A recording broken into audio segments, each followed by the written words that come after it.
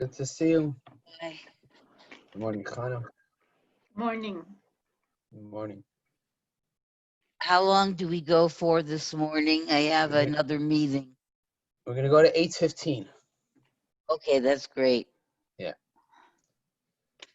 I Okay, had so my today, coffee and ready. perfect, excellent, good. You're going to need the coffee because we're going to discuss some real mind-expanding concepts.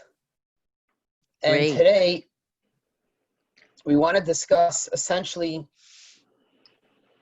how God creates the world. In other words, the created world that we live in, the physical world, it has to come from a original source. We call that God. Now, this God cannot, by definition, be called limited or physical. So how's it possible for something physical to come from something spiritual? They're very different components. They're made up of different ingredients. There's different DNA. So how can a physical world come from something so infinite, something so out there, so holy, so spiritual? And that's what we're going to discuss, this relationship between the finite world and the infinite creator, the limited or the physical existence and the spiritual existence. And we're going to discuss today how they come together and how they work in unison. And so despite the fact that creation is an independent existence, it nevertheless experiences the feeling that it is Hashem's creation. Let's, for example, take a parent and a child. How can a parent literally create a child? If you think about it, it doesn't make any sense. What exactly is the parent doing that they could literally build this human being that comes from them? It's like such a foreign thought to be able to take almost a nothing, a little seed, a little sperm, a little egg, and out of that create a complete being, sometimes 6 foot tall or whatever. So a separate thing. And so if you think about it, logically it almost makes no sense. It requires a leap of beyond understanding, as we will call it, or above understanding, a leap, not really faith, but a leap to a person to just jump beyond their limited understanding. And for a moment, think outside the box. And if you think outside the box, say, you know what, actually it's possible. It's possible for a created being, for a person to make a new person. And we can start to break that down by the small little things and slowly begin to build up and so on and so forth. So when it comes to the world, the question is even greater. How can a finite world be created? And when we look at the independent world, at first we may think that the world exists on its own. When we think about it, we say, actually, there has to be a creator, which is, by the way, what Abraham recognized. When Abraham came to the realization that everyone else in the world, they weren't necessarily wrong. They weren't stupid people. They were very smart people. But they had a hard time understanding the connection between the physical world and a creator. They didn't see someone standing there with a hammer and banging in or planting the tree in the ground. They didn't see that. So they had a hard time coming to terms that there was someone behind it, a force behind the existing world. Abraham came up with that understanding that there has to be a creator, libido zu, to this house, to this existence, to this world. So this point is brought down in this Hasidic discourse that we're talking about. And it uses two analogies to describe this. The first analogy it uses is that there's a concept of cause and effect, which explains how the effect experiences the cause. That God's desire caused a world to be created. But we still have another question that does not answer this cause and effect creation process. And it doesn't explain how, or excuse me, it leaves us with a question. When we talk about cause and effect, leaves us with a question, because if it's only cause and effect, then that means that Hashem has a very close connection with the world. And in truth, while God does have a connection with the world, we can't say that there's a direct cause and effect, because that puts a limitation on God. And therefore, the Maimer uses another analogy. And the analogy is that of light and the source of light.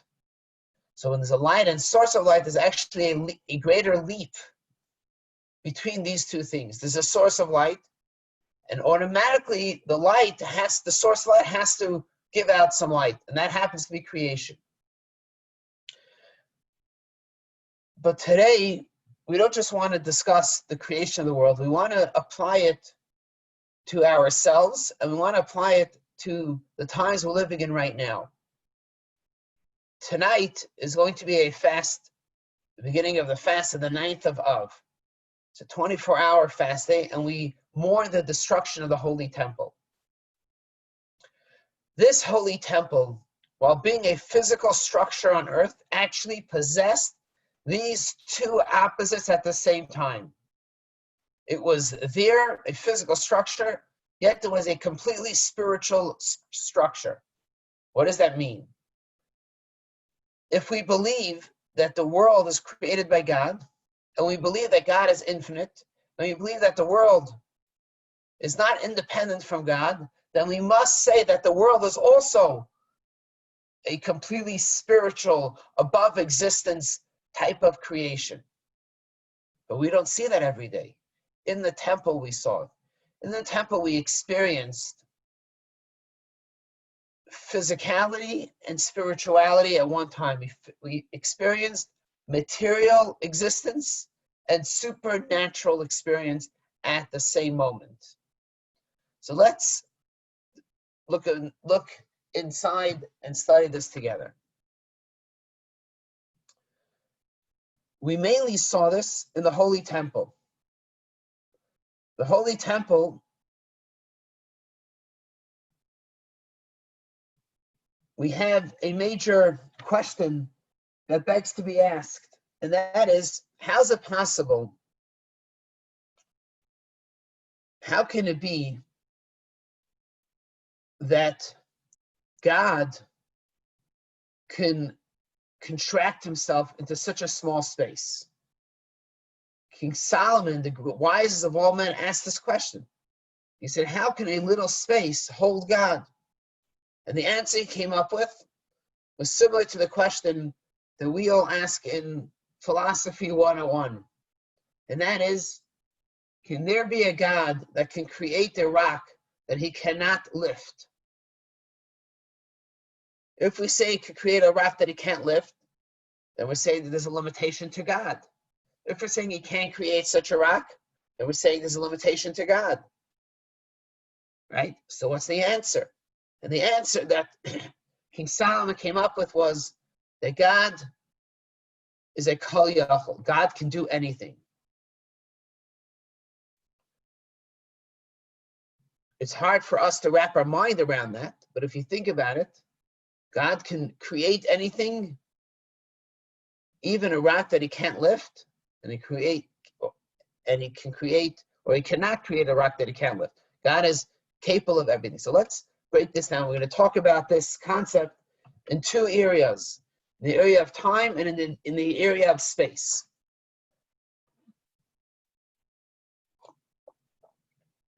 So I'm going to share the screen now so we can see it inside.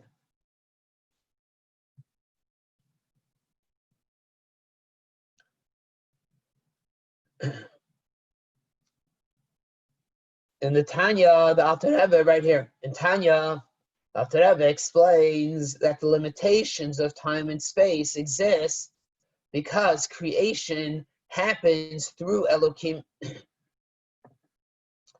are two names of God that are connected to creation. There are actually 7 holy names of God that we cannot erase. Now, the Kabbalists have asked, why do we have 7 names? If God is God, why do we need to use different terms to describe God? And the basic answer that is given is that each name reflects another type of relationship we have with God. Sometimes we refer to God as the natural part of God or nature. Sometimes we refer to God as kind. Sometimes we refer to God as benevolent, as strict. And so, what does that mean when we use these terms to describe God? We're simply meaning that that is the way God interacts with creation. Sometimes God interacts with creation with one manner, and sometimes with another manner. Sometimes God interacts with creation on a physical, tangible creation level. Sometimes God interacts with the human beings on a supernatural level. In our discussion now, we're going to use 2 different names of God. One is called Elohim, and one is called Havaya. Now, Havaya is Yud, Hey, the letter Vav and Hey, but because it's God's ineffable name, we don't want to say it, so we turn around, we're going to say Havaya. So Elohim and Havaya. These are the 2 names of God. If creation happened through the name Havaya, a contraction of was, is, and will be, all in the same word, limitations of time and space would not exist. It says, Bereshis bara Elohim. What name is used to describe creation? Elohim. If God were to have to use the name Havaya, the Tetragrammaton and Yud Kei Vav Kei, the world would not have existed. Why?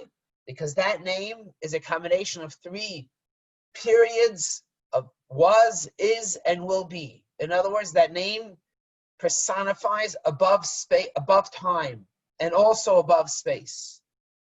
The world cannot exist above time and space. The world needs the limitations of time and space.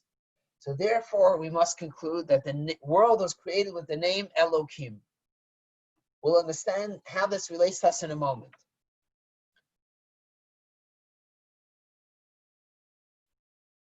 I'm going to skip the next 3 paragraphs and go to here. Right here, this line over here. The Gemara explains that Makom Ha'aron Eino Min Hamida, the location of the ark in the base of Mikdash, which contained the tablets, did not conform to normal spatial measurements. How does this work? Let's see. The width of the Kodesh HaKadosh in the Holy of Holies, the room which contained the ark in the Holy Temple, was 20 amos, let's say 30 feet. Okay? The width of the Aron, the ark, was 2.5 amos, which is about, let's say, 5 feet. Therefore, if you measure the distance from the end of the Aron to the wall, it should have been half the distance of the room. So let's use simple measurements. The room was 20 feet, okay? 20 feet, and the ark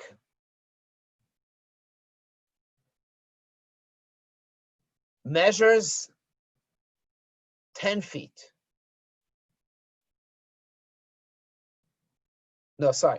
The ark measures 5 feet. Then you should have 10 feet on each side of the ark.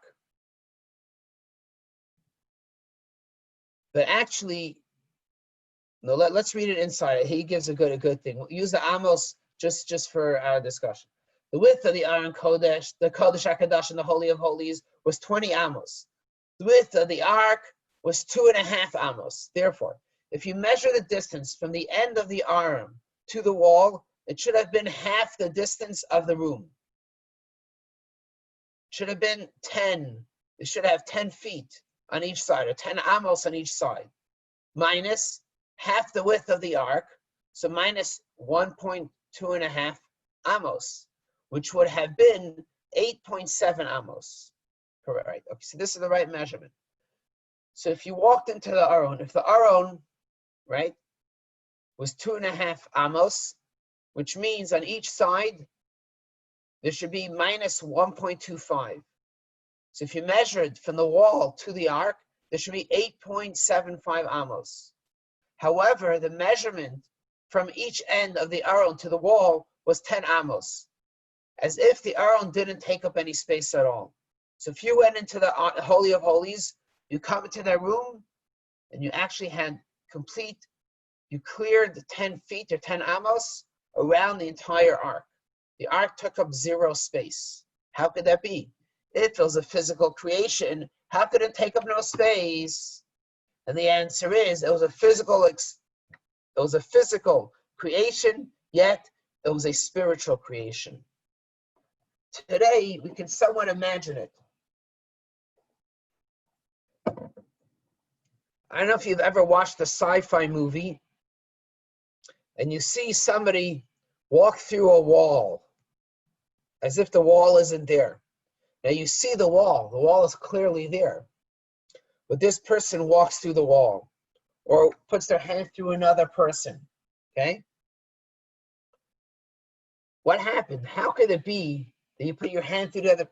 So digitally, we can make something that is a figment of your imagination. What's it called today?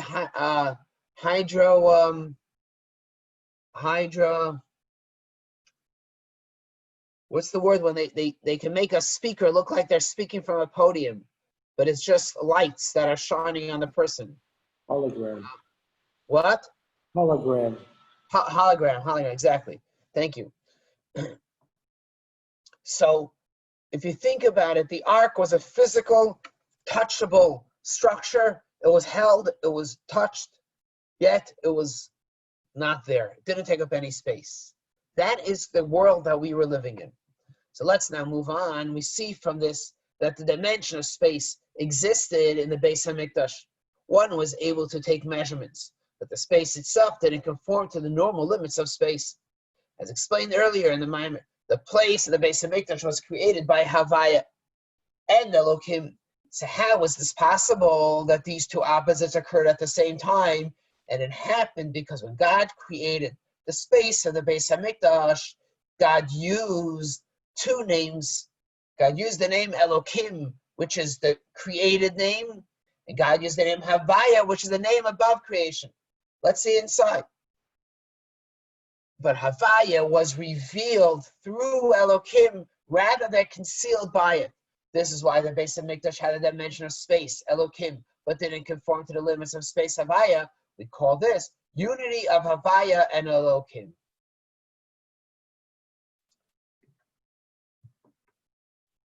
So let's explain this for a second. I promised you that it was going to be a deep discussion. And so I don't think I'm disappointing. So let's take this a little deeper. Let's try to understand this for a moment.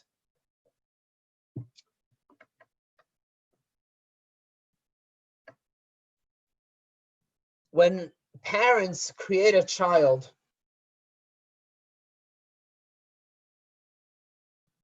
we know that the little womb that the mother carries the baby in is not limiting the child, it is actually expanding the child. It is not inhibiting its growth, it's actually enforcing its ability to become this independent human being. When God created the world, he created the world, the physical world, by way or coming from a infinite,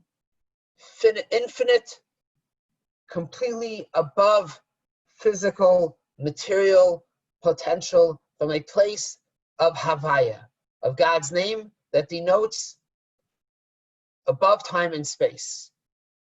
So how can something that has no place in time and space create a physical world? And so it had to come through the channels of Elohim, through the birthing channels of the world. We call that Elohim. So the name Elohim normally conceals what's really going on in the upper worlds. We have a physical world. We see the sun rises, sun sets. That's what I think. The sun rising and sets is actually concealing the mechanism that's behind it, which is the infinite God. But in the holy temple, the physical Elohim creation did not conceal the mechanisms that were going on behind it. When we turn on the light switch, we don't see the electricity behind it, because if we saw the electricity, it may make sparks and it may burn up the house. So there has to be a structure that hides the real energy that is behind what's going on, what's bringing light. So the bulb is concealing really what's going on behind the scenes. The world is the same way. The world is concealing what's really going on behind it. We note after today's discussion that the physical world actually has a major spiritual wiring that is going on that is allowing the world to be created. Or spiritual energy, infinite spiritual energy, or infinite spiritual light coming about. But we cannot handle the light. The light is too intense. So we have to have a concealment of the light to allow us to experience this light and to appreciate the light. But once we appreciate this light,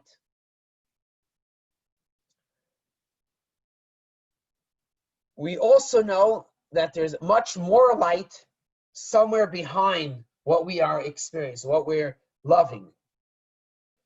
That light is the infinite light called Havaya. In the holy temple, that light was there. The light was not concealed. We experienced the light in a concealed manner, but in the holy temple, it wasn't concealed. Okay? That's what it means. So because it wasn't concealed, we were able to experience the above spatial restraints, yet we also had the created spatial restraints.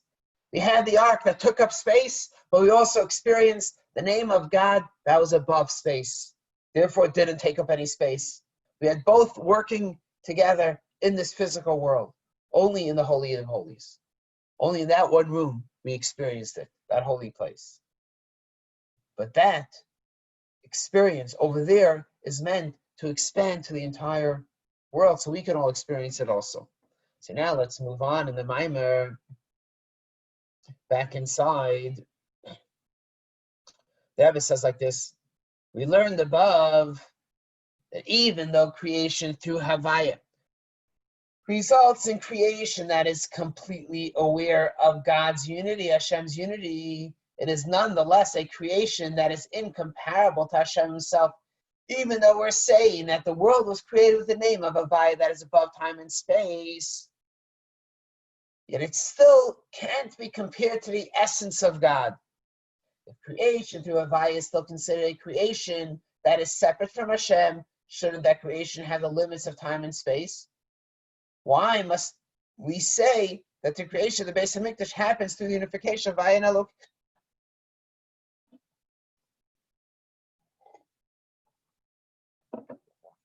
So in order to understand these nuances of creation, we have to go a little bit deeper. And I must forewarn everybody over here, and that is that we're going to talk about a concept that I believe we really cannot understand. Me, physical being, we cannot take our brains out of our heads and think outside of time and space. We're going to attempt to do that, but I don't think it's really truly possible. Because we're not brainwashed, but we're hardwired to experience the world in time and space capacities. We can't go beyond that, but we'll try. The name Havaya, the name of God, is contracted of Haya, Hayvaviyah, was, is, and will be, in a single word. Since these terms all have to do with time, we can see from here that even creation through Havaya has a connection to the concept of time. Right? everybody's name means something. We may be able to grow above the limited meaning of the name, but we're growing within that limitations. Even if it's above that limitation, still within that limitation. So God's name means time and space. It means was, is, and will be, which is a reflection of the time constraints. So therefore, the name Havaya must have to do with a time constraint. But time itself isn't separate. Past, present, and future would all exist, but they would exist simultaneously. So what is the name Havaya? What does it mean that God is above time and space? It means that we're not limited to experiencing something now and later at two separate times. Now and later can be experienced at the same moment. That Havaya is above time, meaning to say it doesn't have the limitations of here, past, future. Again, we need to take a leap outside our head to understand it, but for now we'll leave it at that. The next idea is, just like Havaya has a connection to the concept of time, creation through Havaya also has a connection to the concept of space. The 6 directions, up, down, front, back, and left and right, however, are all of these directions exist as one. So in the Havaya world, in a world where God exists above time and space, we would not be limited to these spatial directions.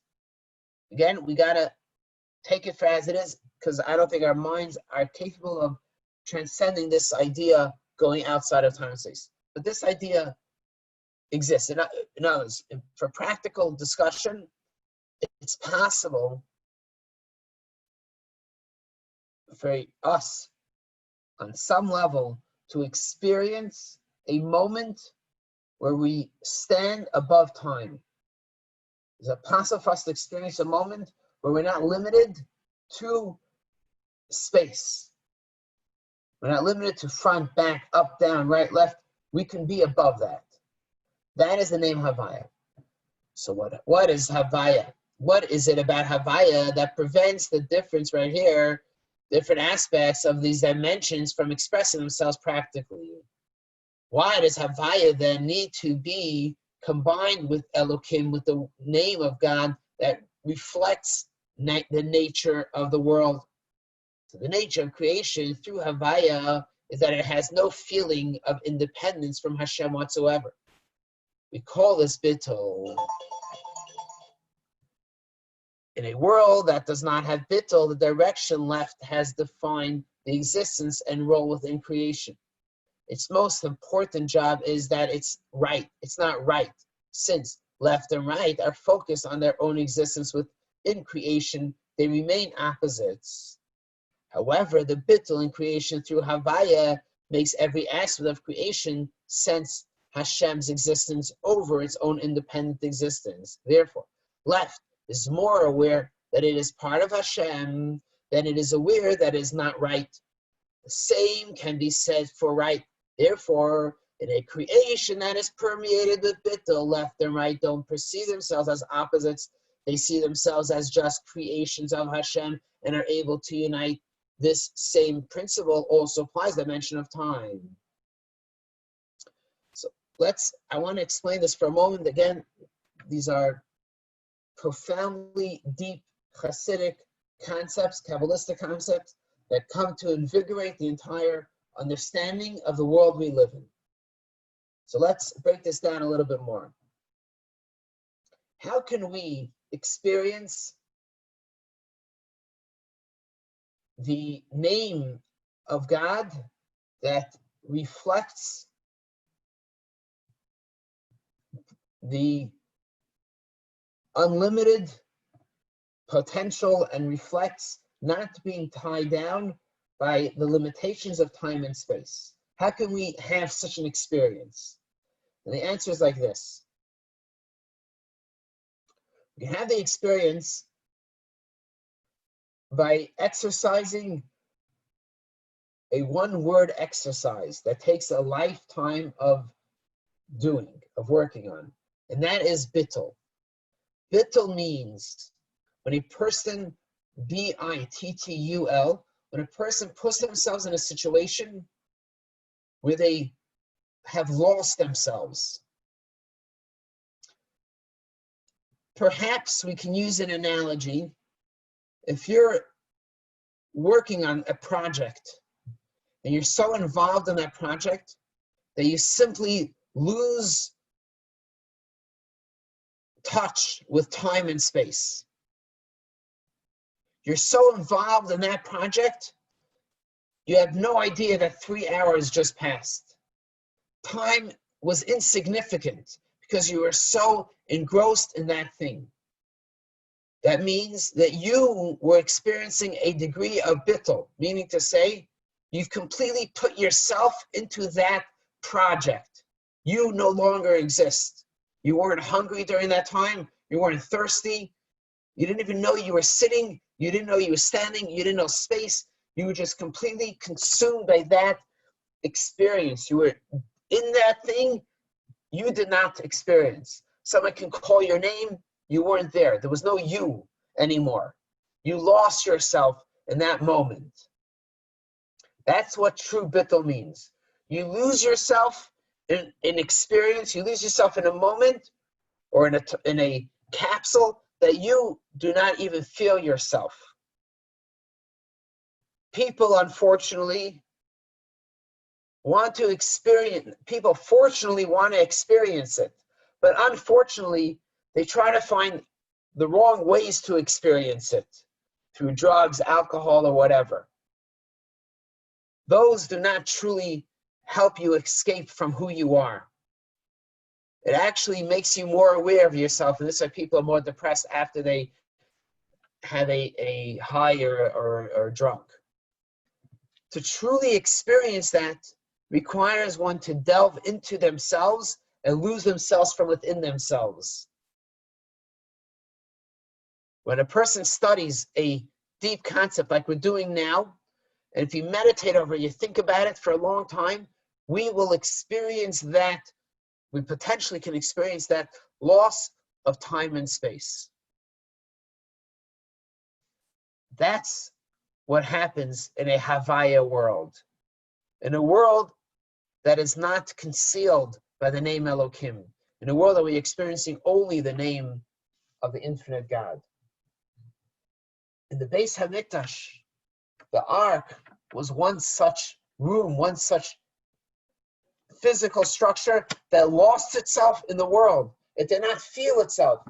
It was there, but it took up no space. Now, we all know people that take up a lot of space. There's some people that fill the room, not necessarily in a good way. You come into the room, it's just too crowded. There could be maybe only 5 people, but that one person just fills up space. But then you can have a person that could be in a room and they don't take up 0 space. Yeah, when you leave that room, the person that took up 0 space made a bigger impact on you than the person that took up all the space. Because that person that took up no space is experiencing bittul. It's not about me. I'm not looking to be the loudest person, the most famous person, make the biggest impression. How are you doing? I'm not going to talk about myself. I'm going to talk about you. How are you? Right? How was your week? Tell me something that you understand, you experienced. As opposed to walking into a room and someone telling you all about themselves. You feel claustrophobic when you leave that room because that person, all he did is spoke about themselves. You can't breathe anymore. But someone who lets you talk about themselves, that person is there, but they're almost not there. When we speak about a relationship with God, we're there, but we're not there. It's not about me, it's about you, God. What can I do for you? You tell me what is my job, what is my mission. God, I'm open to listening to you. That is what bittul means. when we approach God in that manner, we're above time and space. Why? Because we're living in God's world. And God's world is above time and space. So we can very easily live here and not live here, be here and not be here. Be confined to physical space and time, but be above time and space. By losing ourselves in God. So let's go a little further now in the Maimer. Well, first of all, any questions?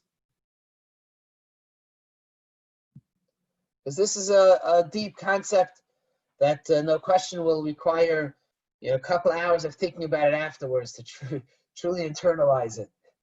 So all right, so let's continue.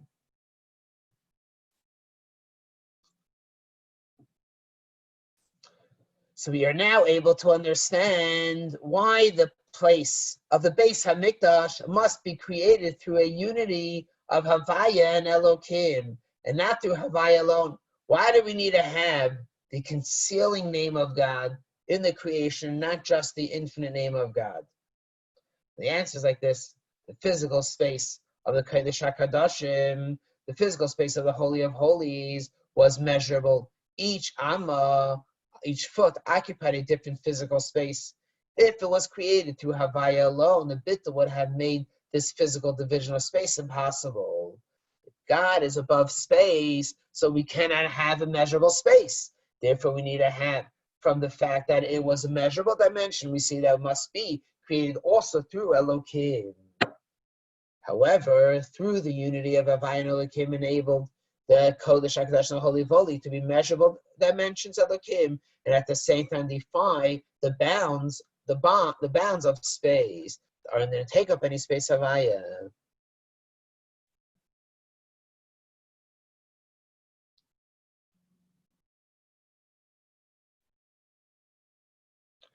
So we now understand that it's necessary to have the name of Havaya, God's infinite name, and the name of Elokim, the finite name. Because we need to have a measurable space, but we also have to recognize we live above the space. But now we're going to talk about for a few minutes how these two names come together. If one is infinite, one is above time and space, and one is time and space, how could they be together? How can we even say that Elokim conceals the infinite God? That's impossible. So that's what we're going to discuss. I see Natan put up on the side this Hasidic discourse. You can download it. He put it up on the site. So if you want to read through it on your own, afterwards you can do that. Thank you very much, Natan. Welcome. So now let's go to this next section. So how could these two names come together? Where are we here? In the previous section, we explained that since creation, whether or not it is concealed by Elokim, is limited, it must have a connection to the limits of time and space. So when creation happens through Elokim, a lack of bittul, a feeling of independence from Hashem, is introduced into creation, which allows the different dimensions of time and space, right versus left, past and future, to exist in opposites. However, when creation happens directly through Havaya, it has such a strong bittul to Hashem that its awareness of Hashem overrides its individual qualities and the common point between the two opposites. The fact that the left and right are both creations of Hashem is stronger than the unique qualities. One is left and the other is right. This enables a different aspect of time and space to coexist. All directions are one, the past, present, and future are one. So based on this, it seems that any revelation of Havaya causes the different dimensions of time and space to unite. And if the revelation of Havaya causes the unification of dimension of time and of space, such as the all six directions are one, how can we say that there was a revelation of Havaya that in the measurable place of the Aron? Just reiterating the question we spoke about. Should the ability to take measurements cease to exist as soon as the relation of Havaya existed? That is the question. And because we never want to leave off with a question, the reason why I don't like to leave off with a question is because I once had a student who came into the class and listened to all the questions and then left before we answered the questions. And since then, he never came back. Why? Because now we have so many, the guy had so many questions on Hashem, so many questions on God. There's so many questions, there's so many contradictions that were brought up in the class that now this person, oh, there's no God, Judaism doesn't make sense. Until I eventually had the opportunity to sit down with him and say, wait a second, there's no problem. Let's discuss these answers of the contradictions. Don't remain with the question. Let's find the answer. So back to that. So let's understand a little bit of the answer. We'll touch upon it. We only have a few minutes left. So let's try to understand this answer, how the world can be created with the Havaya, and how Havaya can interact with the world when Havaya is really above world. And if it's not above world, then it's not really Havaya. So let's understand how this works. Our question assumes that Havaya and Elokim are absolute opposites that cannot exist together. In truth, however, Havaya and Elokim are only opposites from the perspective of creation. From the perspective of Havaya and Elokim from the perspective of Havaya, Elokim is just a vehicle to extend the revelation of Havaya in a new area, deeper in creation. So, will anybody say that the mother is carrying the baby for 9 months and the father has no connection to the baby? What's the connection? It's the mother's baby. What's the role that the father's nowhere? Did nothing to develop this child. And the answer is no, that the mother is a vehicle to extend the revelation of the father. Now, what does that mean? We have to understand what that means. It doesn't literally mean that the mother is a vehicle to extend, that the mother and the father together in a perfect harmonious way are doing this idea by bringing about this child. The mother can't do it by herself and the father can't do it by himself. We need to have both. Each one has their role in contributing to the creation of the child. The same is also the world. The physical world, Elokim, or the limitations of the world of time and space, is expressing what is going on behind the scenes, the Havaya name that is involved in the creation. In other words, even though Elokim creates the limitations that enable the world to feel like an independent existence, it doesn't make Havaya feel that the world is independent existence. From the perspective of Havaya, the whole idea of this creation is that it was created from Havaya. Havaya feels that it did everything, although true that it actually came into being through Elokim. The reality is that the mother is the one that brings the child into the world. The mother is very nice that allows the father to think that he was involved in it also. But from the father's perspective, the father knows quite well what he contributed to this development of the child. And it's true, the father did. And so that is the balance of Havaya and Elokim. God created the world through the name Elokim, the physical world, but it's imbued and infused with this infinite power of Havaya that allows the world to exist. So when we see a physical world, in short, we're seeing the physical world, but there's actually an infinite power that is behind it.